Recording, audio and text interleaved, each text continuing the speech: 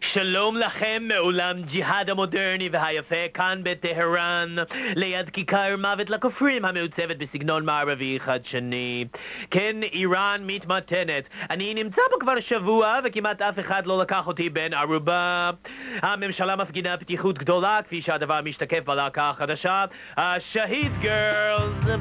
לפני שתראו אותם, אזהרה. השהיד גרלס יפתיעו אתכם בלבושן הנועז, החושף כמעט את כל כף היד. קטינים מתבקשים לצפות רק ביחד עם ההורים.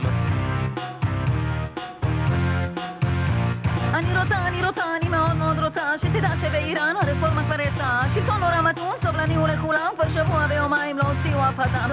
להורג. אלא אם הביאה משהו נגד האסלאם. עם ג'ינס וסקטבורד ובדק יפה, בעיתון במערב זה נראה יפה.